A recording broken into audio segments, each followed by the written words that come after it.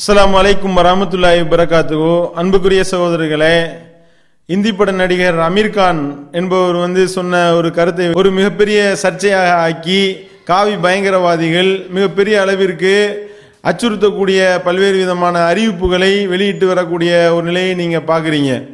அதாவது எந்த அளவிற்கு என்றால், சிவசேனா பயங்கரவாதிகள் என்ன செய்கின்றார்கள், 1 லட்சம் ரூபாய் பரிசா அமீர் கானினுடைய கன்னத்தில் அறையக்கூடியவர்களுக்கு 1 லட்சம் ரூபாய் பரிசு என்று சொல்லி பஞ்சாப் மாநிலத்தினுடைய சிவசேனாவினுடைய கட்சி தலைவர் அறிவிக்கின்றார்.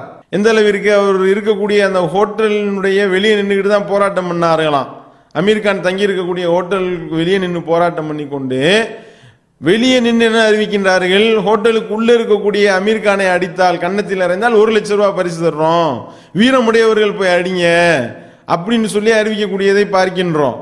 ஆனா விஷயம் என்ன, நீ உனக்கு வீரம் இருந்தா, நீ ஆண்மகனா இருந்தா நீயே உள்ள போய் அடிச்சிருக்கலாம். அப்ப நாங்க வீரமான ஆண்கள் கிடையாது, நாங்க ஆண்மகன்கள் கிடையாது, நாங்க வேற மாதிரியான ஆட்கள் என்பதை அந்த சிவசேனா காவி பயங்கரவாதிகளை ஒப்புக்கொண்ட ஒரு விஷயத்தை இங்க நம்ம பார்க்கின்றோம். இப்படி அடாவடித்தனமாக அறிவித்தவர்கள் கடைசியில் இதற்கு பதிலடி கொடுக்கக்கூடிய விதத்தில் தமிழ்நாடு தௌஹீத் ஜமாஅத் நாம் ஒரு அறிவிப்பை வெளியிட்டோம். சிவசேனாவினுடைய தலைவர் உத்தவ் தாக்கரேவினுடைய கன்னத்தில் அறையக்கூடியவர்களுக்கு 2 லட்சம் ரூபாய் பரிசு அப்படின்னு அறிவிச்சதுதான் தாமதம். காவி பயங்கரவாதிகள் ஆட்டம் கண்டு விட்டனர். அல்லாஹ்வுடைய மகத்தான கிருபையை கொண்டு நாம் அறிவித்த இந்த அறிவிப்பானது நேற்று இன்றும் பார்த்தீங்கன்னா மிக பெரிய அளவிற்கு மீடியாக்கள்ல பேசப்பட்டு எல்லாம் இதுதான் ஹாட் டாபிக். மாலை மலர், மாலை முரசு, நியூஸ் 7 சேனலு, தொலைக்காட்சி, இது போன்ற முக்கியமான விவாதங்கள் எல்லாத்திலையும் தௌஹீத் ஜமாஅத்தினுடைய இந்த அறிவிப்பு குறித்து விகடன் உட்பட அனைத்து பத்திரிகைகளும் அலசக்கூடிய அளவிற்கு அல்லாஹ்வுடைய மகத்தான கிருபையை கொண்டு இந்த அறிவிப்பானது ஒரு மிகப்பெரிய தாக்கத்தை ஏற்படுத்தி இதன் மூலமாக காவி பயங்கரவாதிகள் ஆட்டம் காணக்கூடிய ஒரு நிலையை அல்லாஹ் ஏற்படுத்தி இருக்கின்றான். அல்ஹம்துலில்லாஹ். இதனுடைய வெளிப்பாடாக நாம் அறிவித்த இந்த அறிவிப்பானது இது ஒரு பதிலடி தான் என்பதை சிலர் விளங்கி கொள்ளாம அவங்க என்ன செய்கின்றார்கள், பாதி மீதி வேகாதவர்களாக மேதாவிகளாக இருக்கக்கூடியவர்கள் இதெல்லாம் தேவையில்லாத அறிவிப்பு, இந்த மாதிரிலாம் அறிவிக்கலாமா என்றெல்லாம் கேட்க, இந்த அறிவிப்புனால என்ன பயன் ஏற்பட போகுது அப்படின்லாம் கேட்கக்கூடிய நிலையை நம்ம பார்க்கின்றோம், நம்மள உள்ள ஆட்களை விளங்காம. ஆனால் இந்த அறிவிப்பானது, இந்த 2 லட்சம் ரூபாய் பரிசு தர்றோம் என்ற இந்த அறிவிப்பானது காவிகளுடைய உள்ளத்துல இந்த அறிவிப்பின் மூலமாக அல்லாஹ் அவருடைய உள்ளத்துல ஆட்டத்தை ஏற்படுத்தி இருக்கின்றானே, கலக்கத்தை போட்டு இருக்கின்றானே, இதுவே ஒரு மிகப்பெரிய வெற்றி. எப்படிப்பட்ட ஒரு தாக்கத்தை ஏற்படுத்தி இருக்கின்றது என்பதை நம்ம சொல்ல தேவையில்லை. எல்லா மீடியாக்கள்லையும் காவி பயங்கரவாதிகள் போடக்கூடிய ஸ்டேட்டஸ்கள் மூலமாக நம்ம விளங்கிக் கொள்ளலாம் என்பதை முதல் செய்தியாக சொல்லிக்கொண்டு,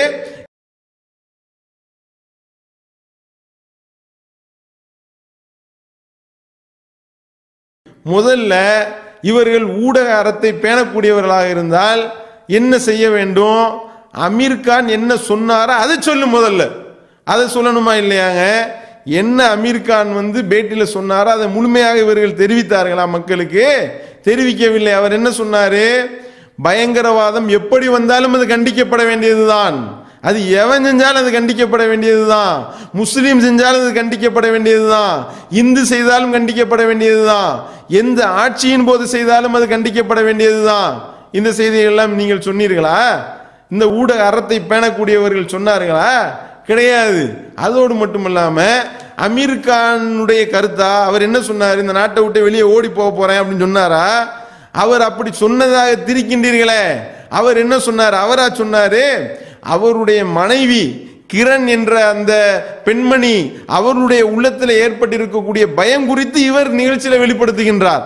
என்னுடைய மனைவி கிரண் என்ன சொன்னாங்க, பேப்பரை படிக்கவே பயமா இருக்கு, பேப்பரை திறந்து படிச்சாலே இருக்கக்கூடிய சம்பவங்கள் எல்லாம் பார்த்தா நமக்கு பயமாக இருக்கின்றது, பேசாம நம்ம வேற எங்கேயாவது போயிடலாமா என்று என்னுடைய மனைவி கேட்டால் என்று அவர் சொல்றாரு. நீங்க உண்மையிலேயே இந்த காவி பயங்கரவாதிகள் இந்த கருத்திற்காக கண்டிக்க வேண்டும் என்றால் கண்டிக்கப்பட வேண்டியவர் யாரு? அந்த ஒரு இந்து பெண்மணி தான். அமீர் கானுடைய மனைவி ஒரு இந்து தானங்க. அந்த இந்து பெண்மணியை போய் கண்டி, இந்துக்கள் தான் இப்படி சொல்கின்றார்கள் என்று கண்டிக்க வேண்டியது தானே. இந்த காவி பயங்கரவாதிகள் அப்படி செய்வார்களா?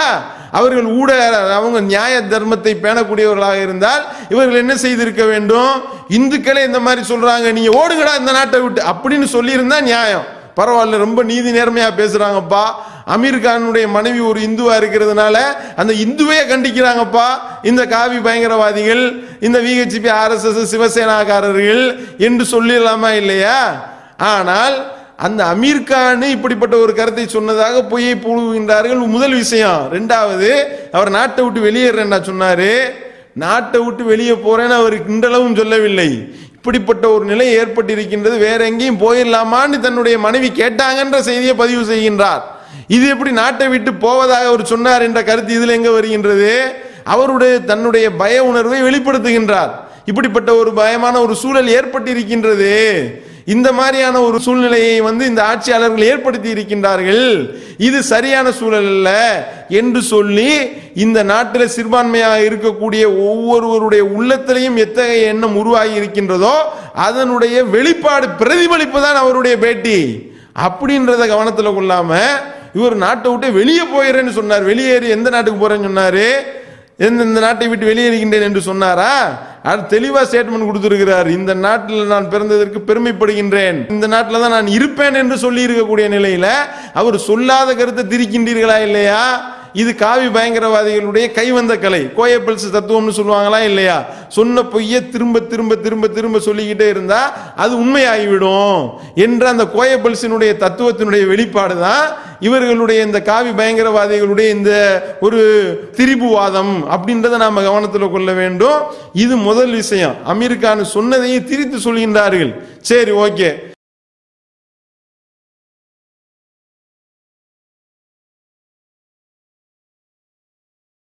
இப்போ இந்த அமீர் கான் என்பவர் சொன்ன இந்த செய்தி, இது குறித்து நாம விட்ட சவால் இப்ப என்ன பரப்பப்படுகின்றது என்றால், முஸ்லிம்கள் சைப்புத்தன்மையற்றவர்கள், பார்த்தீர்களா எப்படி எப்படி எல்லாம் இவர்கள் சைப்புத்தன்மையற்றவர்களா இருக்கின்றார்கள் அப்படின்னு சொல்லிட்டு முஸ்லிம்கள் மீதும் இஸ்லாத்தின் மீதும் பல்வேறு விதமான அவதூறு கருத்துக்களை கூறி குதர்க்கமான கேள்விகளை எழுப்பக்கூடிய காவி பயங்கரவாதிகளுடைய கேள்விகளை நம்ம பார்க்கின்றோம். இதுக்கு நாம பதில் தெரிந்து கொள்ள வேண்டும் என்பதற்காகவும் இதனுடைய சரியான பதில மக்கள் மத்தியில் எட்டி வைத்து அப்பாவி இந்து சகோதரர்கள் இருக்கின்றார்களே அவர்களுடைய கவனத்திற்கு இந்த செய்திகளை கொண்டு போறதுக்காகவும் தான் இந்த வீடியோவை நாம வழங்குகின்றோம். முதல்ல பாத்தீங்கன்னா அமீர் கானை குறித்து எதிர்கேள்வி கேட்கின்றார்கள். அமீர் கான் இவர் இதுக்கு முன்னாடி என்னென்னமோ நடந்துச்சே, மும்பை குண்டுவெடிப்பு நடந்துச்சே, பாராளுமன்றத்தை தாக்கினார்களே, அப்பெல்லாம் இவர் இந்த நாட்டை விட்டு போகணும்னு சொல்லல. இப்ப இவர் சொல்றாரு, இப்ப இது சைப்புத்தன்மை இல்லாத நிலை. இதுதான் அவர்கள் வைக்கக்கூடிய முதல் விஷயம். இப்ப மட்டும் என்னத்தை பீதியை அவர் உணர்ந்தாரு, என்ன பயமான ஒரு சூழலை என்னத்தை உணர்ந்தாரு என்று சொல்லி முதல் கேள்வியை எழுப்புகின்றார்கள். இது சரியான கேள்வியா? முதல்ல இப்படிப்பட்ட ஒரு சூழல் இப்ப ஏற்பட்டிருக்கக்கூடிய இந்த சூழல் போன்று இதுக்கு முன்னாடி ஏற்பட்டதா? இப்ப என்ன நிலைமை ஏற்பட்டிருக்கின்றது? எல்லாம் இந்த தாத்திரி சம்பவத்துக்கு அப்புறம் தான் ஒரு பய உணர்வை ஏற்படுத்தக்கூடிய ஒரு சூழலை அந்த சிறுபான்மை மக்கள் உணரக்கூடிய ஒரு நிலை ஏற்பட்டது. இது எதனால இந்த சூழல் ஏற்பட்டது சிந்திக்கணுமா இல்லையா? சரியான நபர்களாக இருந்தால் அப்படிப்பட்ட ஒரு சூழல் ஏற்படவில்லை என்று சொல்லி அவர்கள் வாதிட்டு இருக்க வேண்டும். ஆனால் அவர்கள் அதற்கெல்லாம் தயாராக இல்லை. இப்ப ஏற்பட்ட இந்த சூழல் என்பது சாதாரண ஒரு நிலையா? எப்படிப்பட்ட ஒரு நிலை ஏற்படுத்தி இருக்கின்றது?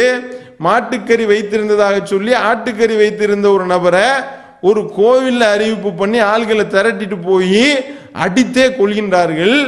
அவருடைய மகன் உயிர் ஊசலாடக்கூடிய நிலையில விட்டுவிடப்படுகின்றார். அப்படிப்பட்ட ஒரு காட்டுமிராண்டி தாக்குதல் நடக்கின்றது. இதை பத்தி மத்திய அமைச்சர்கள் என்ன பேசுகின்றார்கள்? இதெல்லாம் ஒரு சாதாரண சம்பவம் என்று சொல்லக்கூடிய ஒரு நிலையை பார்க்கின்றோம். அதே மாதிரி அடித்தவரை நியாயப்படுத்தி அந்த வீட்டில் உள்ள பொம்பளைங்களை கற்பழிக்காம வந்திருக்காங்கல்ல, எந்த அளவுக்கு மனிதாபிமானம் பார்த்தீங்களா அவர்களுக்கு என்று சொல்லி நியாயப்படுத்தி பேசப்படுகின்றது. அதே மாதிரி மத்திய அமைச்சர் பேசுகின்றார். என்ன பேசுறாரு? ஒரு எம்பி பேசுறாரு. என்ன பேசுறாரு? ஆமா, பசுக்கறியை தின்னவன்லாம் கொல்லப்பட வேண்டியவன் தான், பசுக்கறிக்காக கொலையும் செய்வேன் கொல்லவும் செய்வேன், கொல்லப்படவும் நான் தயாராக இருக்கின்றேன், உயிரோடவும் தயாராக இருக்கின்றேன், உயிரையும் எடுப்பேன் என்று சொல்லி சொன்னாரா இல்லையா? அதே மாதிரி பசுக்கறியை தின்றது ஒரு சகோதரியோட உடலுறவு கொள்ற மாதிரி என்று சொல்லி ஒருவர் பேசுகின்றார். அது நியாயம்தான் என்று பேசுகின்றார்கள். இன்னும் சொல்வதாக இருந்தா இப்படி எதிர்கருத்து தெரிவிக்கக்கூடியவர்களிடத்துல அப்படி எதிர்கருத்து எவனாவது தெரிவிச்சா மை ஊத்துவோம், அடிப்போம், கொல்லுவோம் என்று சொல்லி மிரட்டல் விடப்படுகின்றார்கள். இதை எல்லாத்தையும் பார்த்து கொண்டுகிட்டு இந்த பொன பிரதமர் இருக்கின்றாரு, அவர் வாயை திறக்க மாட்டாரு. அவர் ஒரு டெட் பாடியாக, அவர் நரேந்திர மோடி அல்ல, அது ஒரு டெட் பாடி என்று சொல்லக்கூடிய அளவிற்கு அவர் அமைதியாக செத்த பணம் மாதிரி கிடக்கின்றார். ஒரு 20-21 நாளைக்கு அப்புறம் வாயை துறக்கிறார். அப்படி வாயை துறக்கும் பொழுது விஷத்தை தான் கக்குகின்றார். 2 பேரும் சண்டை போட்டுக்கிறாதீங்க, 2 பேரும் ஒருத்தருக்கு ஒருத்தர் அடிச்சுக்கிறாதீங்க என்று சொல்லி என்னமோ முஸ்லிம்கள் போய் இந்துக்கள் அடிச்ச மாதிரியும் இதை இந்துக்கள் திருப்பி அடிச்ச மாதிரியும் இவர் படம் காட்டி இப்படி நியாயப்படுத்துகின்றாரு. இப்படி ஒரு நாட்டினுடைய மாநிலத்தினுடைய முதல்வர் பேசுறாரு, மாட்டுக்கறி தின்னக்கூடியவெல்லாம் பாகிஸ்தானுக்கு ஓடு, இங்க இருக்க அருகதையற்றவர்கள், இந்தியாவில் இருக்க அருகதையற்றவர்கள் என்று சொல்லி இப்படி எல்லாரும் சேர்ந்து ஆதரிச்சிங்களே, எல்லாரும் சேர்ந்து இதை ஒத்துதினீர்களே, எல்லாம் யாரு நீதி வழங்க வேண்டுமோ, யார் இதை கண்டிக்க வேண்டுமோ அவர்களுடைய வாயில இருந்தே இதுக்கு ஆதரவாகவும் இந்த படுகொலை செய்யப்பட்டது கரெக்ட் தான் என்று சொல்லக்கூடிய விதத்திலையும் ஒரு நிலை ஏற்படும் பொழுதுதான் பயப்படுறாங்க. அம்மாடி எப்படிப்பட்ட ஒரு நிலை ஏற்பட்டது? எம்பி நியாயப்படுத்தி பேசுறான், எம்எல்ஏக்கள் நியாயப்படுத்தி பேசுகின்றார்கள், பிரதமரும் இதை ஆதரிக்கின்றாரு, இந்த நாட்டில் உள்ள பல மாநிலங்களில் இருக்கக்கூடிய மாநில முதல்வர் ஆதரிச்சு பேசுறாரு. அப்ப நம்மளுடைய நிலை என்னவாகும் என்ற ஒரு பீதி எப்பொழுது ஏற்படுகின்றது? அரசாங்கமே இத்தகைய காவி பயங்கரவாதத்தை செய்யும் பொழுதுதான் இந்த நிலை ஏற்பட்டது. இந்த மாதிரியான ஒரு நிலை இதுக்கு முன்னாடி 2 தடவை ஏற்பட்டுச்சு. இதுக்கு முன்னாடி குஜராத்தில் 2000க்கும் மேற்பட்ட முஸ்லிம்கள் கொல்லப்பட்டார்களே, அப்ப முஸ்லிம்கள் இப்படிப்பட்ட ஒரு பாதுகாப்பட்ட நிலையை உணர்ந்தார்கள். அப்படி உணர்ந்ததனுடைய வெளிப்பாடு குஜராத் முஸ்லிம்கள் அதை வெளிப்படுத்தினாங்க. என்னடா இது, இந்த நாட்டில் நம்ம இருக்கிறதுக்கு தகுதி இல்லையா என்று சொல்லி அஞ்சக்கூடிய அளவிற்கு ஒரு பாதுகாப்பற்ற சூழல் ஏற்பட்டது. அப்ப அந்த குஜராத் முஸ்லிம்களிடத்தில் ஏற்பட்ட இந்த ஒரு பீதியான நிலை இப்ப இந்தியா முழுவதும் விரிவடைய செய்திருக்கின்றார். இந்த மோடி என்பவருடைய தலைமையில அமைந்த இந்த அரசாங்கம் என்பதுதான கண்கூடு. அப்ப இதுக்கு முன்னாடி இந்த மாதிரிலாம் நடக்கலையா அப்படின்னா, மும்பை குண்டுவெடிப்பையும் பாராளுமன்ற தீவிரவாத தாக்குதலையும் எத்தனை எம்பிக்கள் ஆதரித்தார்கள், எத்தனை எம்எல்ஏக்கள் ஆதரித்தார்கள், எல்லாம் வச்சுட்டு இது நாங்க அப்படித்தாண்டா வைப்போம், அப்படித்தாண்டா கொல்லுவோம் என்று யாரும் சொன்னார்களா? இதை எதிர்க்கிறவெல்லாம் ஓடுங்கடா, வேற நாட்டுக்கு ஓடுங்கடா என்று சொன்னார்களா? கிடையாது. அப்ப அதையும் இதையும் முடித்து போடுகின்றார் என்றால், இதுக்கு முன்னாடி இங்க தமிழகத்தில் எடுத்துக்கிறீங்க, எவ்வளவு முஸ்லிம் தலைவர்கள் கொல்லப்பட்டார்கள், அதுல ஒரு ரவுடி கும்பல் கொலை பண்ணியிருக்கிறான், அதுல உள்ள சில பேர் கொலை பண்ணானா அதை நியாயப்படுத்தியவன் இதுவரைக்கும் பேசல, எந்த ஒரு முதல்வரும் ஆதரித்து பேசவில்லை, எந்த ஒரு எம்பி நாங்க அப்படித்தாண்டா கொல்லுவோம் என்று பேசவில்லை.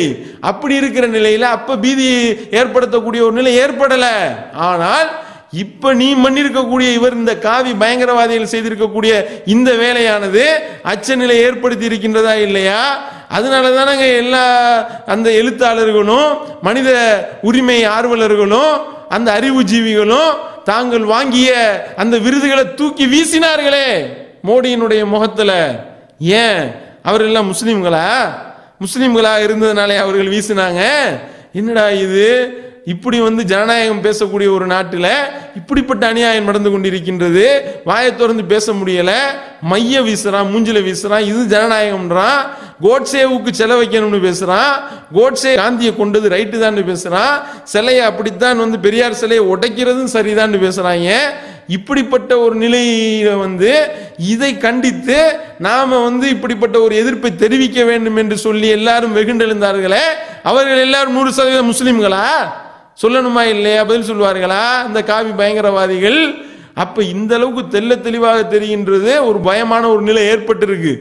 அதனுடைய வெளிப்பாடாகத்தான் அமீர்கான் பேசியிருக்காருன்னா, அந்த நிலையை பத்தி பேச யாராவது தயாராக இருக்கின்றார்கள் அந்த காவி பயங்கரவாதிகள்? கிடையாது. அதுல கேள்வி என்ன? காலாகாலமா நடக்கத்தானே செய்கின்றது, காலாகாலமா நடக்கத்தான் செய்கின்றது என்றால் இது தீர்வாகுமா? 1984 சீக்கிய படுகொலை நடந்துச்சா இல்லையா? காலாகாலத்திற்கு இதே போன்று செயல்பாடுகள் இதுக்கு முன்னாடி நடந்ததாக நீ சொல்கின்றாயே, இப்படிலாம் நடக்கல இதுக்கு முன்னாடி. தாத்திரி மாதிரி ஏதாவது இதுக்கு முன்னாடி நடந்திருக்கா?